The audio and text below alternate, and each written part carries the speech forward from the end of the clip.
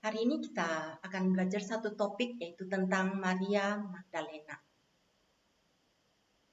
Kita akan bersama membaca firman Tuhan. Mari kita baca bersama dari Yohanes 23 ayat 2 dari Yohanes 20 ayat 11 sampai 18. Kita akan baca bersama-sama. Tetapi Maria berdiri dekat kubur itu dan menangis. Sambil menangis, dia menjenguk ke dalam kubur itu.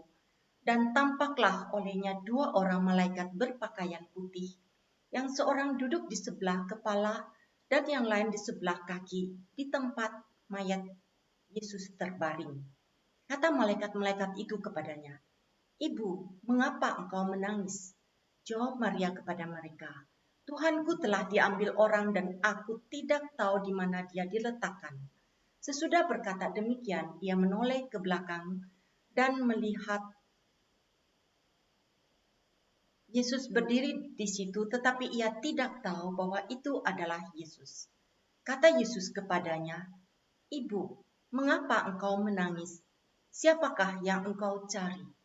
Maria menyangka orang itu adalah penunggu taman, lalu berkata kepadanya, "Tuan, jikalau Tuan yang mengambil dia, katakanlah kepadaku di mana Tuan meletakkan dia, supaya aku dapat mengambilnya." Kata Yesus kepadanya, "Maria." Maria berpaling dan berkata kepadanya dalam bahasa Ibrani, "Rabuni," artinya guru. Kata Yesus kepadanya, "Janganlah engkau memegang aku sebab aku belum pergi kepada Bapa. Tetapi pergilah kepada saudara-saudaraku dan katakanlah kepada mereka bahwa sekarang aku akan pergi kepada Bapakku dan Bapamu, kepada Allahku dan Allahmu." Maria Magdalena pergi dan berkata kepada murid-murid, "Aku telah melihat Tuhan, dan juga bahwa Dia yang mengatakan hal-hal itu kepadaku."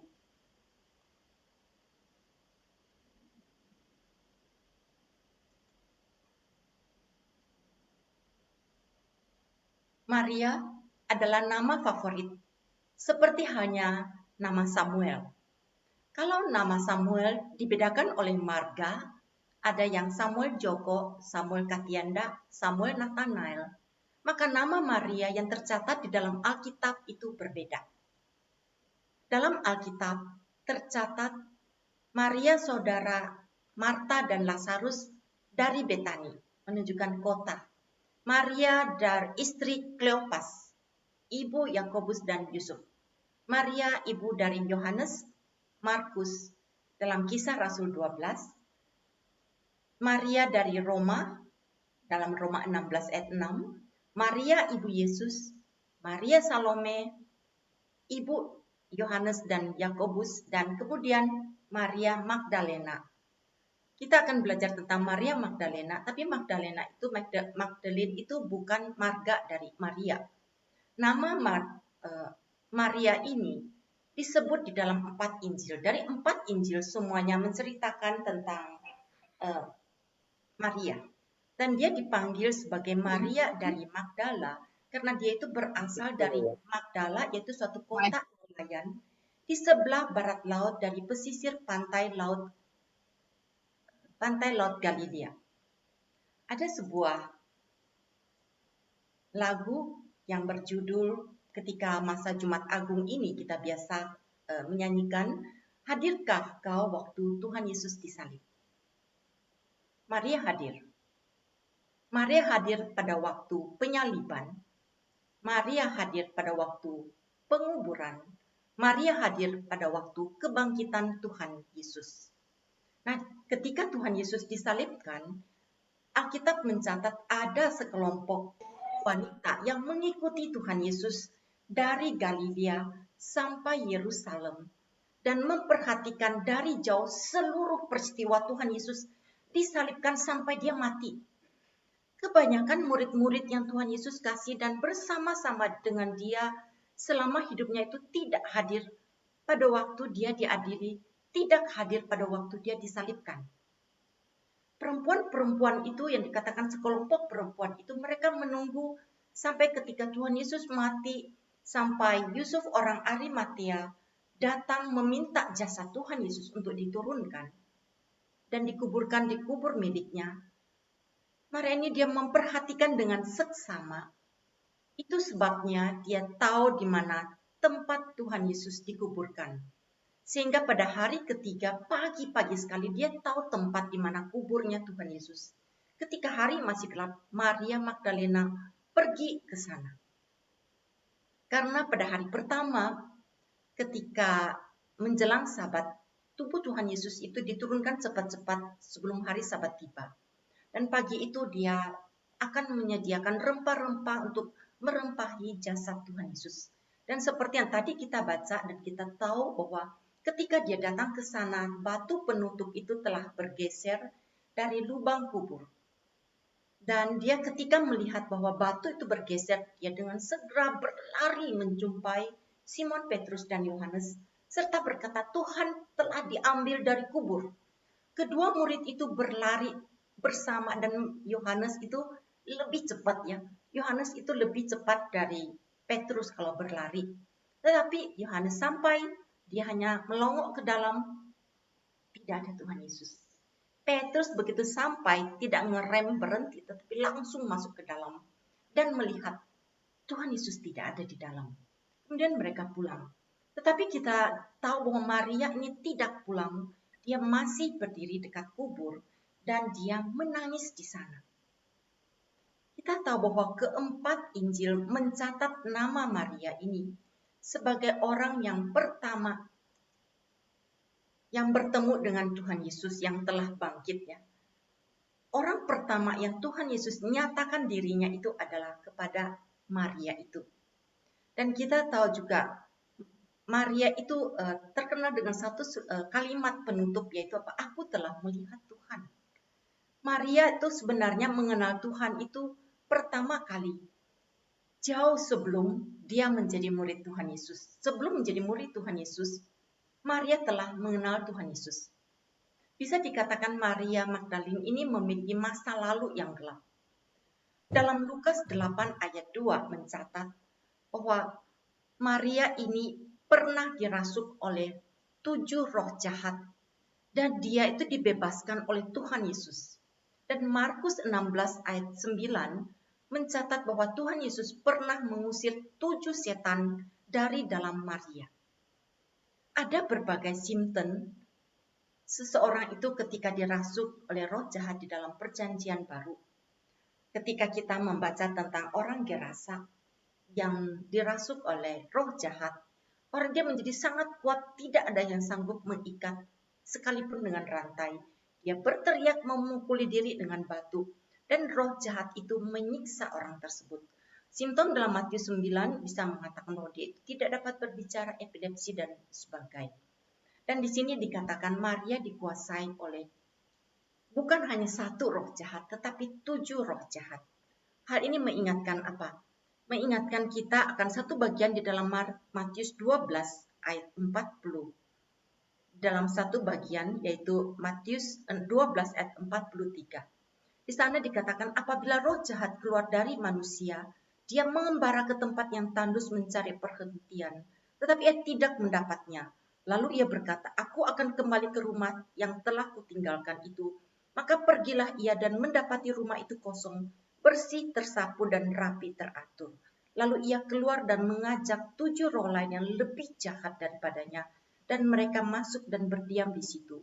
Maka akhirnya keadaan orang itu lebih buruk daripada sebelumnya.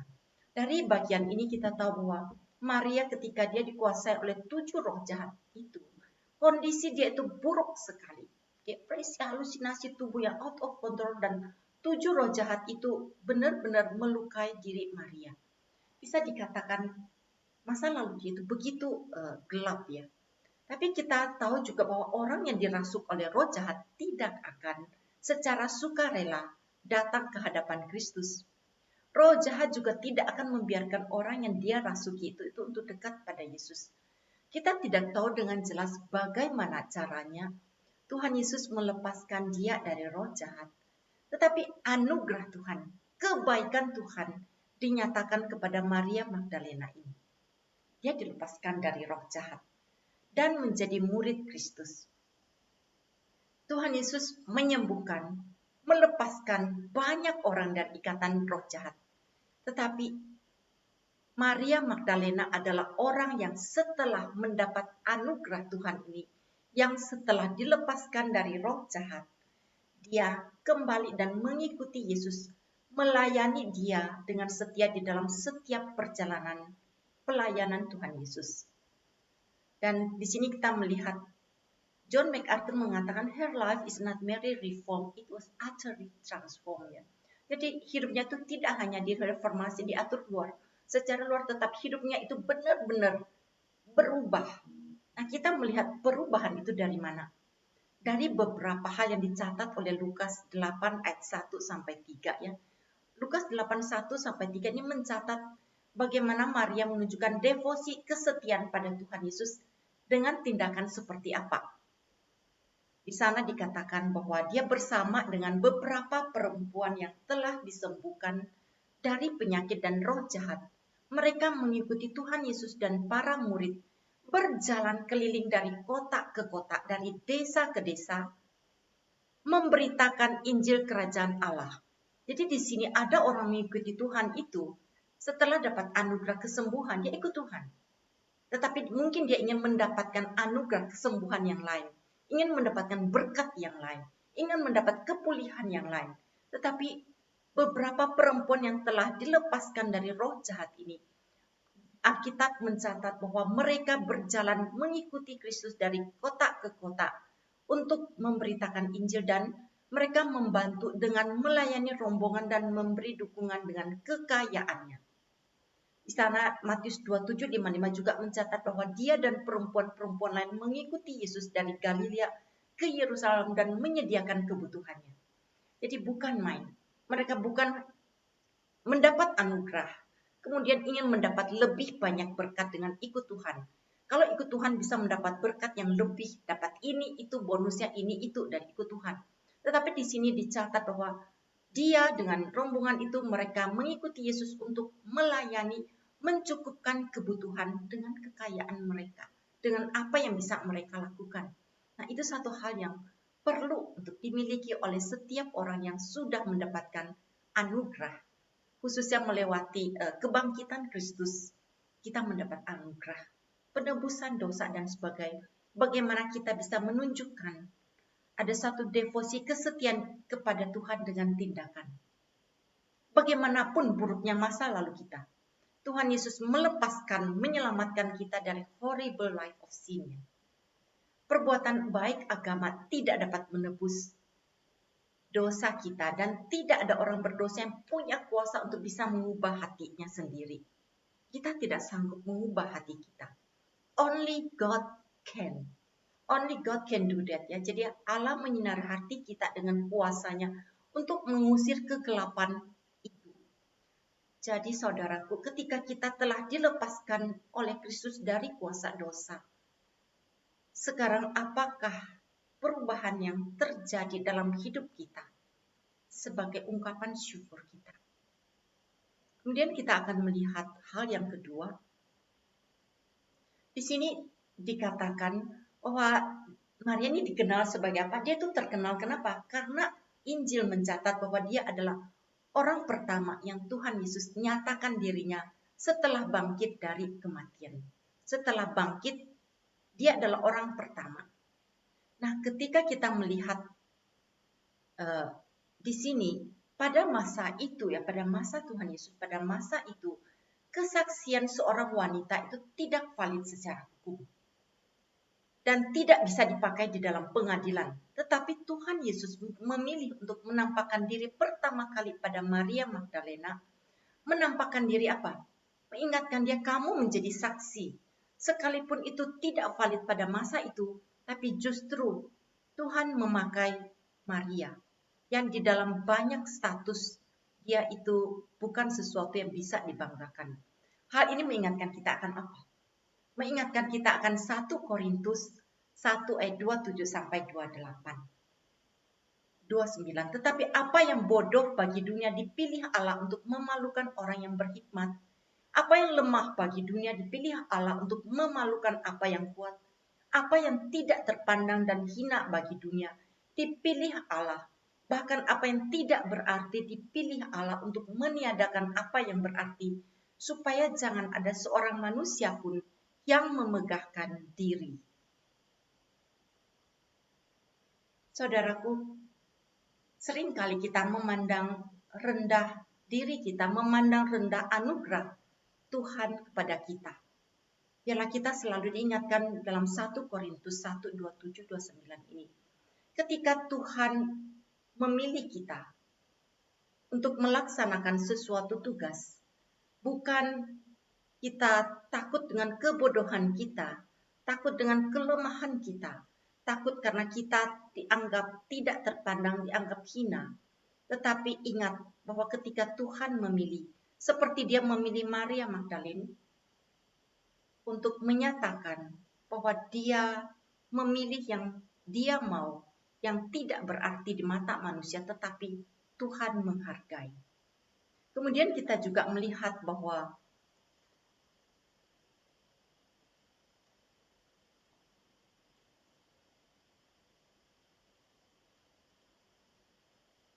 dari di sini kita melihat Tuhan memilih Maria itu bukan dia menekankan seorang perempuan. Jadi bukan perempuannya yang ditekankan. Tetapi di sini apa kita melihat bahwa Maria itu adalah seorang yang menunjukkan iman yang teguh, tidak goyah, loyal, punya devosi, punya faith and life for Jesus ya. Jadi bukan sebagai karena dia perempuan ditonjolkan, bukan, tetapi menonjolkan karena dia punya loyalitas, punya iman yang teguh, yang sungguh-sungguh setia, sampai melihat Tuhan Yesus, mengikuti Tuhan Yesus dan melayani dia, dan menunjukkan apa? Sifat karakter yang Tuhan lihat, bukan menunjukkan bahwa dia hanya perempuan, tapi Tuhan melihat itu. Dan kemudian kita juga melihat bahwa sebagai orang pertama, itu bukan membanggakan, saya ini loh yang pertama-tama, yang Tuhan tunjukkan dirinya kepada saya. Tetapi di sini menyatakan apa? Dia adalah orang pertama yang melakukan tugas yang Tuhan Yesus berikan kepadanya. Saudaraku, Tuhan Yesus menyatakan diri kepada Maria. Dia bukan hanya menyatakan, ini loh aku udah bangkit ya. Kamu udah tahu kamu itu hoki banget ya. Orang pertama yang terima Injil kebangkitan itu. Tetapi di sini kita melihat ayat 17, 18 dikatakan, pergi kepada saudaraku, katakan kepada mereka bahwa sekarang aku akan pergi kepada Bapakku dan Bapamu, kepada Allahku dan Allahmu. Dan ketika Maria pergi, dia berkata kepada para murid, aku telah melihat Tuhan, dan bahwa dia mengatakan hal-hal itu kepadaku. Saudaraku, Tuhan bukan hanya memanggil kita, menunjukkan satu mujizat atau suatu hal yang luar biasa. Tetapi ketika Tuhan menyatakan anugerah, menyatakan suatu mujizat, menyatakan sesuatu yang luar biasa, menyatakan kasih dia kepada kita. Go and tell, itu adalah tugas yang dia berikan. Dan Maria sungguh-sungguh melakukan ketika Tuhan katakan, engkau sudah melihat aku ini udah bangkit. Now go and tell. Go and tell bahwa Kristus bangkit dengan kuasa kebangkitannya. Jadi Maria ini bukan hanya passing the doctrine, the kebenaran itu, tetapi dia juga sharing the experience itu. Jadi dia bukan hanya terima penghiburan, tapi dia juga melakukan satu apa? Menyatakan misi, melakukan misi di dalam hidup dia. Dalam relasi dia, perjumpaan dia dengan Kristus itu. Ada satu misi yang Tuhan berikan. Go and tell that Jesus is alive ya. Pergi dan beritakan bahwa Kristus bangkit. Ketika orang lain ketakutan, dia datang, membangkitkan semangat dan memberitakan Kristus sudah bangkit. Kuasa kebangkitannya memberi harapan, memberi kuasa kepada kita. Saudaraku, gereja kita akan memasuki usia ke-24. Mungkin selama ini kita yang mungkin menjadi saksi dari awal pendirian gereja ini 24 tahun yang lalu. Kita yang pertama bisa mengenal Kristus dengan kuasa dan kebangkitannya, yang memberikan misi untuk go and tell, memberitakan Injil. Jadi Injil yang diberitakan ya, Injil kebangkitan itu yang diberitakan. Apakah sampai hari ini kita masih punya semangat seperti itu. Go and tell, aku telah melihat Tuhan. Go and tell others, kuasa kebangkitan Tuhan. Apakah kita capek dengan kegiatan gerejawi ataukah kita masih setia dan semangat? Go and tell Injil itu. Kita berdoa. Bapa kami di dalam surga, kami sungguh bersyukur karena setiap kami ada di sini.